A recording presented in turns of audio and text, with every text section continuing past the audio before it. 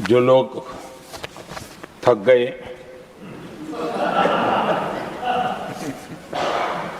बेचारे चले गए, लेकिन कभी न कभी उनको जवाब देना पड़ेगा कि देश की ऐसी हालत कैसे बना के रखी थी कि दुनिया का कोई देश हमसे डील करने के लिए आगे नहीं आता था। आपने कोशिश की होगी, पीछे पीछे पीछे बहुत चक्कर लगाए होंगे, लेकिन किसी ने आपकी तरफ देखा भी नहीं होगा। क्या स्थिति ऐसे पैदा है? दुनिया के देश ऐसे ही भारत के साथ डील नहीं कर रहे हैं। आदरणीय सभापति जी, इसके पीछे सबसे बड़ी बात, डेवलप कंट्रीज एक डेवलपिंग कंट्री के साथ डील करता है ना, वो अपने आप में भी अर्थ जगत के लिए बहुत बड़ा है। और मेरे लिए नई बात नहीं है।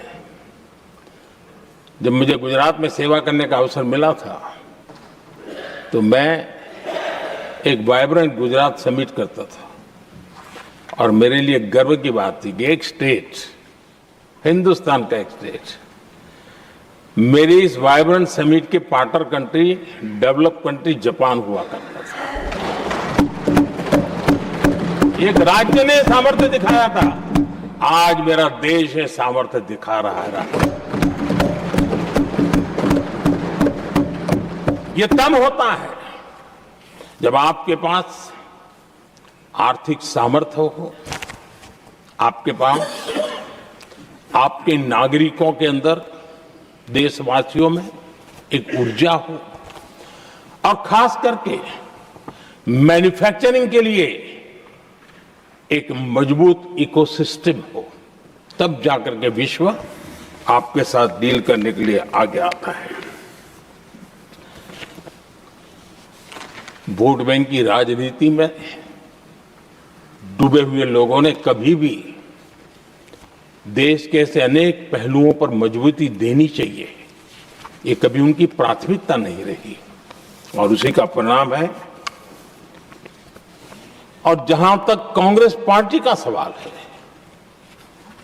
मैं साफ साफ कहना चाहता हूं, और मेरे शब्दों पे भरोसा नहीं तो मैं देश को, लोगों को कहूं, कुछ मत करो, सिर्फ लाल किले से कांग्रेस के प्रधानमंत्रियों के जो भाषण है, सिर्फ उन भाषणों का एनालिसिस कर लो, आपको साफ साफ लगेगा कि न उनके पास कोई सोच थी, न उनके पास कोई विजन था, और न ही कोई इच्छा शक्ति थी। और इसका परिणाम है कि देश को इतना भुगतना पड़ा।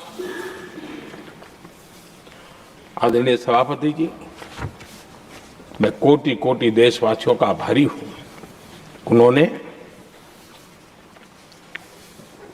सेवा करने का अवसर दिया। हमारी काफी शक्ति उनकी गलतियों को ठीक करने में जा रही है।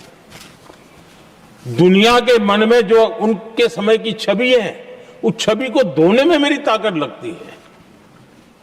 ऐसा बर्बाद करके रखा हुआ था, और इस काम के लिए हमने फ्यूचर रेडी पॉलिसीज पर बल दिया है।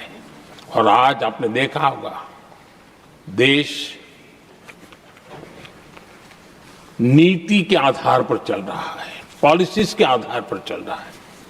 एडोकिज्म को हमने त्याग कर दिया है, और उसके कारण विश्व का विश्वास बनता है।